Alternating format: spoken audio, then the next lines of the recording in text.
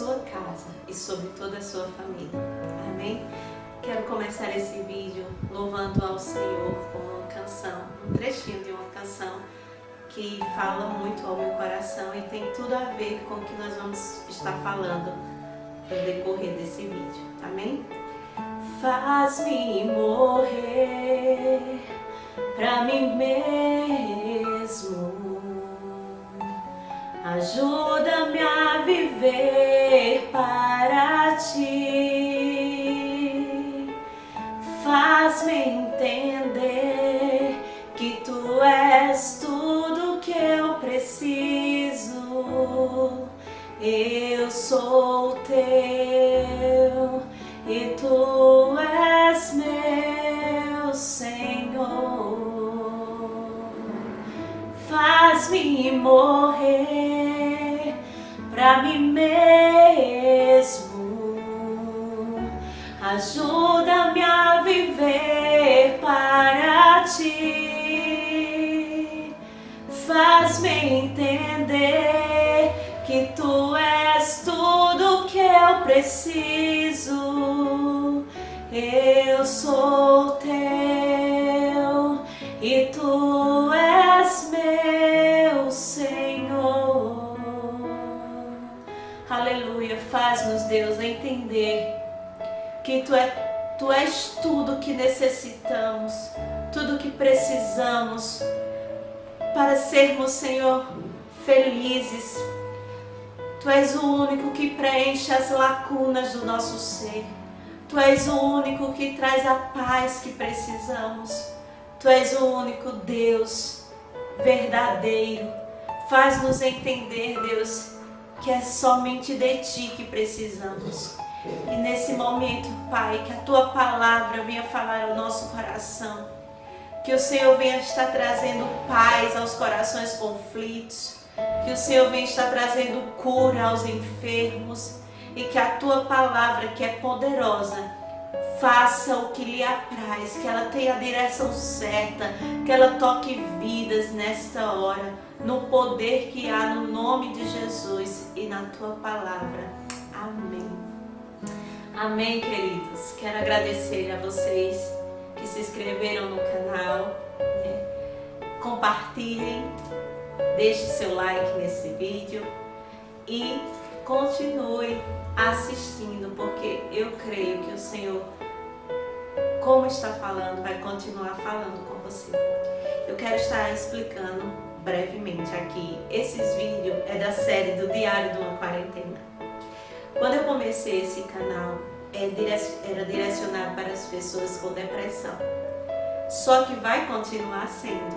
Só que veio esse caos, essa pandemia, essa quarentena, essa crise, e nisso trouxe um alvoroço para nós, trouxe desequilíbrio, e eu não consegui gravar mais. Só que aí, desde que começou essa quarentena, eu tenho encontrado em Deus um lugar de descanso. Quem já viu na história aquele olho no furacão, né?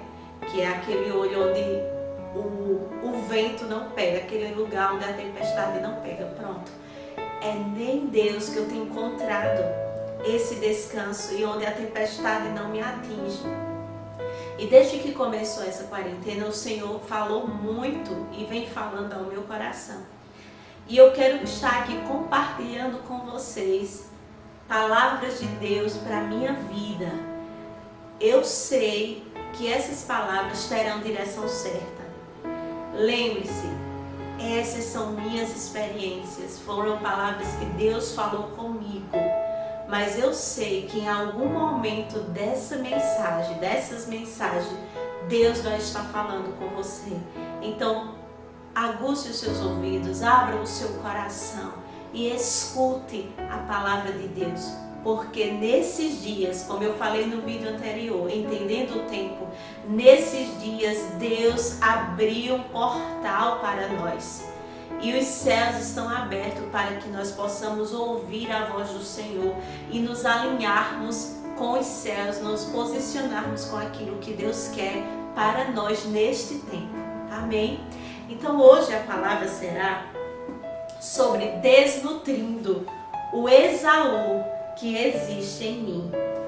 Talvez você que não tem muito conhecimento da palavra não esteja entendendo esse tema, né? Mas eu vou estar aqui em breves palavras explicando a você. Em primeiro lugar, quando começou essa quarentena, esse início, Deus trouxe um versículo muito forte ao meu coração, que foi lá em Hebreus, capítulo 12, versículo 27. Eu quero ler com você rapidinho, que diz assim: as palavras ainda uma vez indicam a remoção do que pode ser abalado, isto é, coisas criadas, de forma que permaneça o que não pode ser abalado. Então essa palavra veio muito forte ao meu coração, que Deus estaria abalando o que precisaria ser abalado, para que o inabalável permanecesse. E aí eu fui lá no computador, né, no Google, procurar onde era que estava esse versículo. E aí encontrei em Hebreus. E aí eu fui ler todo o capítulo 12.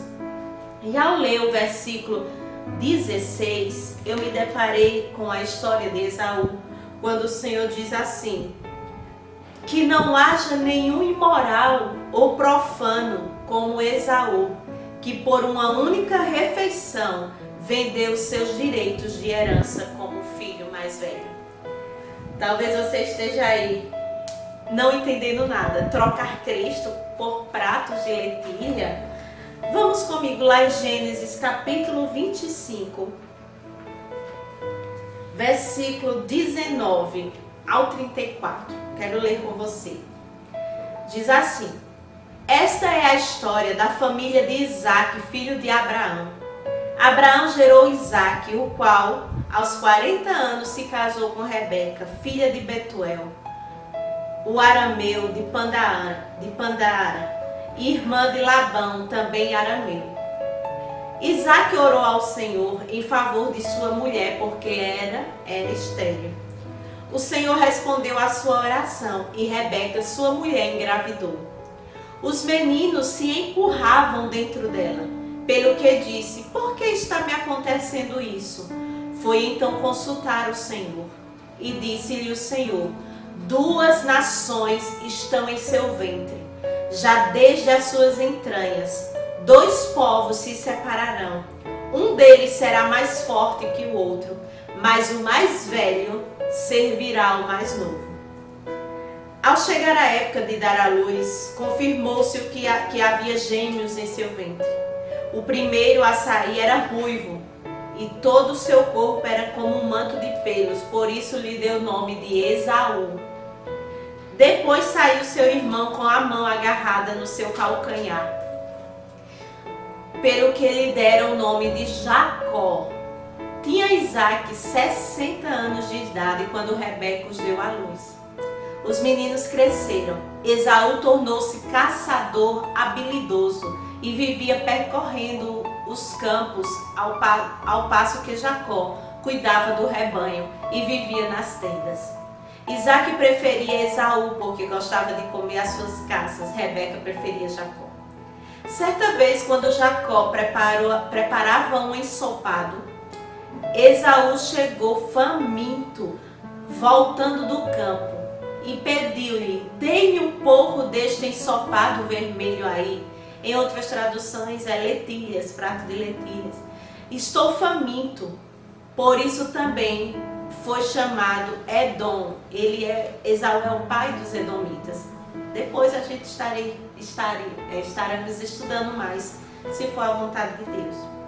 Respondeu-lhe Jacó: venda-me primeiro o seu direito de filho mais velho. Disse Esaú: estou quase morrendo de fome. Vim do vale. O que me vale esse direito? Eu estou quase morrendo. De que me vale esse direito? Jacó, porém, insistiu: jure-me primeiro. Ele fez o juramento, vendendo o seu direito de filho mais velho a Jacó. Então Jacó serviu a Esaú pão com ensopado de lentilhas. Ele comeu e bebeu, levantou-se e foi. Assim Esaú desprezou o seu direito de filho mais velho, o seu direito de primogenitura. eu quero que vocês entendam. A primogenitura naquela época era algo que não podia dispensar. Era tido como uma ação graciosa de Deus para um propósito divino.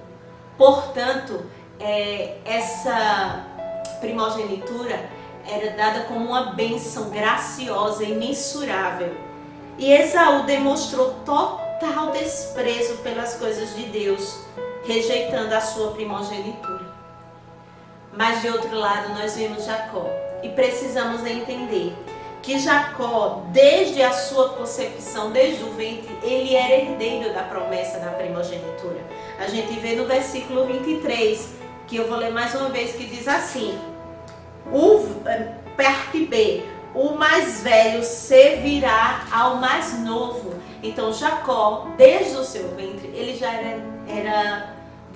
tinha o direito dessa promessa, da primogenitura. Só que muitas vezes nós não entendemos, né, o fato de Jacó ter feito isso.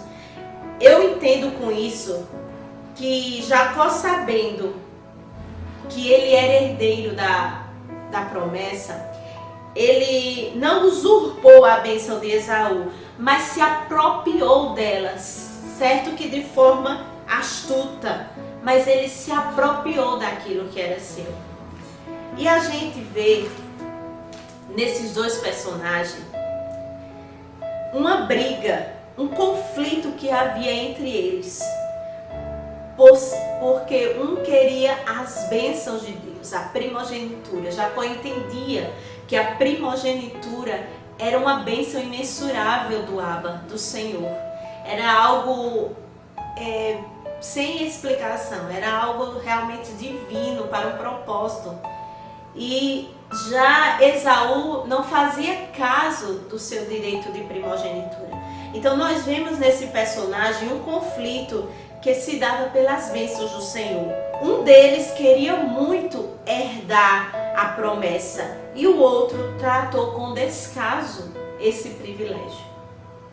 E agora trazendo para nós. No momento em que nós entregamos nossa vida a Cristo, antes disso, todo ser humano, a palavra do Senhor diz lá em Romanos 3:23, que todos pecaram e separados estão da glória de Deus. A palavra de Deus também diz lá em Romanos 5 que por um só homem veio o pecado e o pecado a morte, por isso todos pecaram. Mas também por um só homem veio a vida através da obediência, que foi Cristo. Então vamos entender. Desde a nossa concepção, desde do ventre da nossa mãe, nós nascemos com a natureza pecaminosa, a natureza adâmica, a natureza caída, que desobedeceu ao Senhor lá no Éden. E ao nascermos de novo, o que é isso, Andressa, nascer de novo? Não é nascer em uma religião, não é ser evangélico, católico, espírito, não. É nascer da água e do Espírito, é nascer de Cristo, é você nascer de novo, é aceitar Jesus Cristo como o único Senhor e Salvador de sua vida. É você entregar o governo da sua vida a Ele. É você, como diz o salmista, entrega o teu caminho ao Senhor, confia nele e o mais Ele fará. É com tua boca confessar e o teu coração crer. É você entregar a vida a Cristo e convidá-lo para entrar em seu coração e fazer morada. E quando você faz isso, logo um novo homem começa a existir dentro de você. A palavra do Senhor diz lá em Gálatas, lá em 2 Coríntios 5:17, se alguém está em Cristo, nova criatura é. As coisas velhas já passaram e eis que tudo se fez novo. Então, no momento em que eu entrego a minha vida a Cristo, que eu confesso, que eu digo que Ele é o único Senhor e Salvador da minha vida, que eu quero que Ele entre em meu coração, faça morada, governe a minha vida. Neste momento, se alguém está em Cristo, nova criatura é. Então, novo homem surge em mim.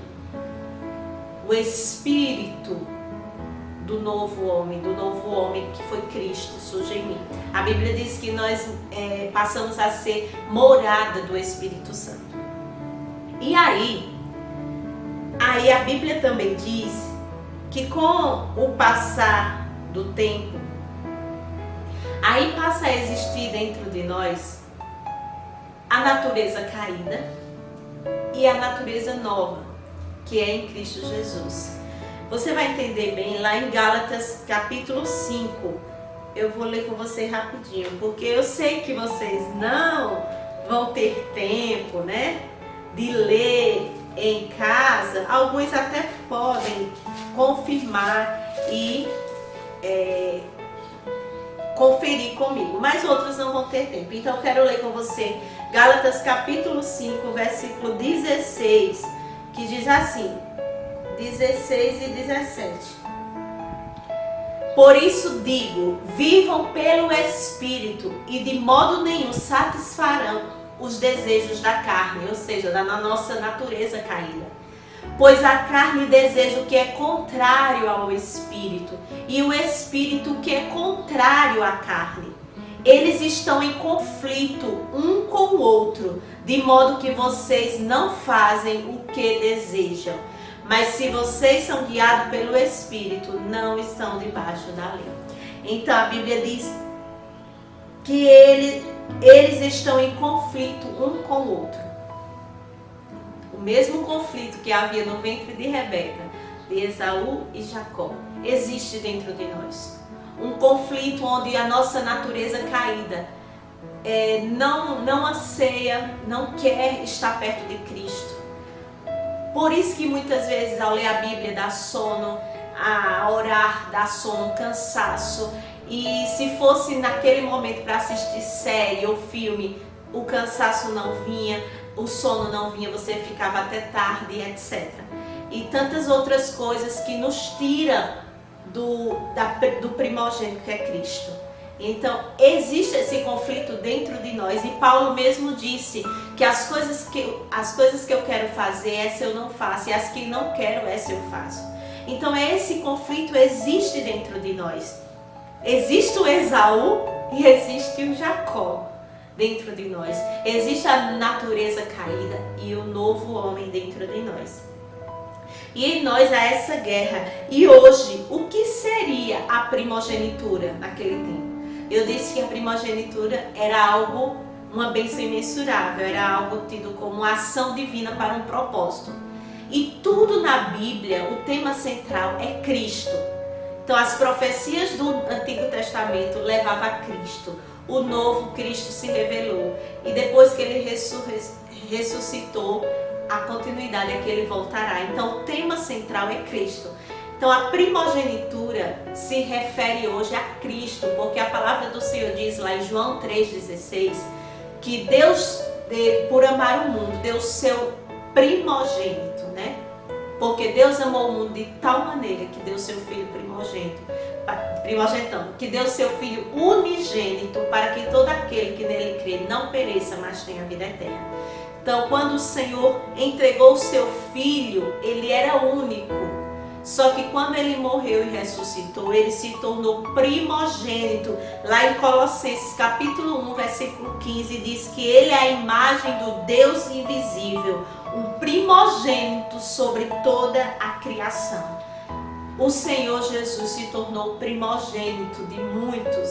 Então ele veio, a Bíblia diz também lá em João capítulo 1, versículo 11 e 12, que Jesus veio para o que era seus, mas os seus não receberam. Mas a todos quanto receberam, deu-lhes o poder de serem feitos filhos de Deus ao que crerem no seu nome. Então nós que aceitamos a Cristo, que cremos em Cristo, nós nos tornamos filhos. E Cristo é o primogênito de todos os irmãos. Então esse hoje seria Cristo a nossa primogenitura. E por que essa palavra, Andresa? Porque quando começou essa quarentena, irmãos, eu sou muito sincera e como eu disse a vocês, eu vou contar o que Deus falou comigo esses dias. Hoje eu estou eu acho que já estou quase me alinhando com o que Ele quer. Mas quando começou esse fique em casa, essa quarentena, eu estava totalmente desalinhada com o propósito de Deus para a minha vida. Eu posso dizer que eu estava totalmente desalinhada com a ação divina, que é a primogenitura para o propósito divino. Eu estava desalinhada com Cristo. Embora dentro do templo, embora com o título de pastora, mas eu estava alimentando o Esaú que existe dentro de mim. Não tenho vergonha em dizer essas verdades, porque eu me envergonharia se continuasse. Mas a palavra do Senhor diz que aquele que confessa e se arrepende e deixa alcança misericórdia. Eu não sei você, mas eu estava em um estado onde a natureza adâmica, o Esaú, estava sendo alimentado mais do que o meu espírito. E aí o Senhor me confrontou com essa palavra, que não haja em vós o mesmo sentimento de Esaú, imoral e profano. O que é profano é tratar as coisas santas como algo comum, como algo sem valor. E nisso o Senhor disse: quantas vezes, Andresa, você me trocou por pratos de lentilha? O que é pratos de lentilha hoje? São banquetes, são distrações, são entretenimento que o mundo, que as redes sociais nos proporcionam. Não estou dizendo que você não pode acessar seu Facebook, seu WhatsApp, seu Instagram, sei lá o que, tantas redes sociais. Não estou dizendo isso. Estou dizendo que quando isso toma o lugar do primogênito em mim, na minha vida e na tua vida, isso se torna pecado, se torna imoralidade, se torna algo profano. E o Senhor trouxe ao meu coração: quantas vezes você me trocou por série? Irmãos, eu confesso, teve tempo que eu passei até 5 horas da manhã assistindo série.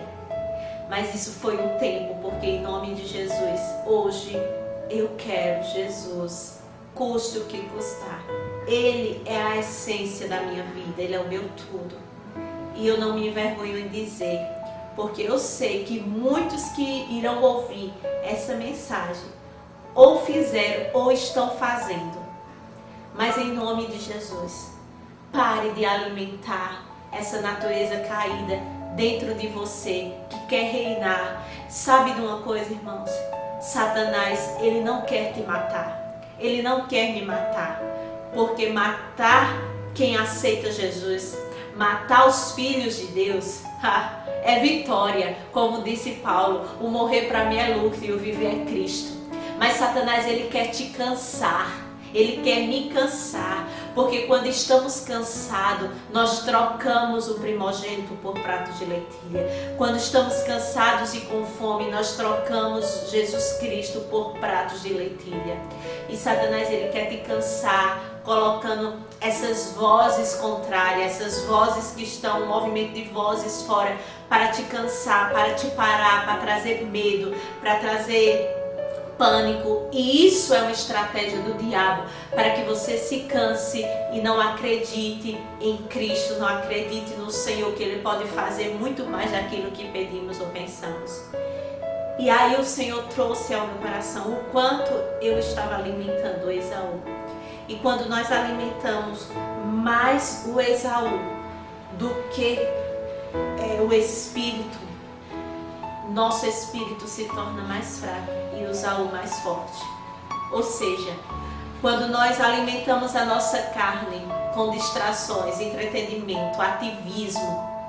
Quantas vezes, né, irmãos, nós estávamos antes dessa quarentena com tanto ativismo, não tinha tempo para orar, não tinha tempo para ler a Bíblia. A gente dizia, o tempo é 24 horas, se fosse 28 eu até daria tempo, tinha tempo para Jesus, né? E aí chegou aí o caos, chegou as trevas e nos parou. E qual é a desculpa que estamos dando agora ao Senhor? Ainda estamos agitados dentro de nós, ainda existe ativismo dentro de nós, ainda existe distrações e entretenimento dentro de nós. Mas precisamos desnutrir o Esaú que existe em mim e existe em você. Precisamos desnutrir, deixar ele com fome, porque quem mais você alimenta vai estar mais forte. Então, se eu alimento a minha carne, ela vai estar mais forte. E quando vem os dias maus, aí a carne vai ter medo, vai ter pânico, vai querer entrar em uma crise de ansiedade, de depressão, ou até mesmo tirar a sua vida. Por quê? Porque enquanto era para você alimentar o espírito, para no momento de dificuldade, de caos, de trevas, você está forte, você estava alimentando a carne. E quando veio a tempestade e as ondas e o mar bravio, você estava alicerçado na areia e veio o vento forte e a derrubou. Mas quando nós alimentamos o nosso espírito com oração, com adoração, com jejum, com meditação da palavra, nós vamos estar desnutrindo a nossa carne, vamos estar desnutrindo os sentimentos contrários, vamos estar desnutrindo as ansiedades, os medos, os pânicos, até enfermidades, tudo que veio com a caída do homem. Com o pecado, nós vamos estar desnutrindo quando estivermos alimentando o nosso espírito. Entenda isso no seu espírito. Você precisa alimentar o seu espírito. Você precisa alimentar o seu espírito em oração, em jejum, em leitura da palavra, em adoração. Precisamos entender que nós somos seres espirituais. Nós viemos de Deus. A Bíblia diz em Efésios que fomos criados nele antes da fundação do mundo. Nós viemos dele, para ele nós voltaremos. Então entendamos que nós precisamos ser alimentados por ele. Pare de se alimentar com distrações e entretenimento, porque enquanto você estiver se alimentando disso, você vai se enfraquecer, porque quando o espírito está forte, a carne está forte, tudo está forte. Mas se o espírito está fraco, tudo em nós desmorona. Entenda essa verdade no seu espírito. Alimente-se daquilo que traz paz e esperança. A Bíblia diz: quero trazer à memória o que me traz esperança. O que te traz esperança são as notícias da mídia, são o que o homem vai fazer ou o que vão inventar? Não, o que te traz esperança são as promessas contidas nesta palavra. O que me traz esperança são as promessas contidas nesta palavra. Então, em nome de Jesus, pare de alimentar esse Esaú que existe dentro de você, com distrações, com entretenimento, com mídia, com movimentos de vozes, com ativismo, e pare para ouvir o Senhor. Nesses dias o Senhor está falando com os seus filhos. Quem tem ouvidos, ouça o que o Espírito diz às igrejas.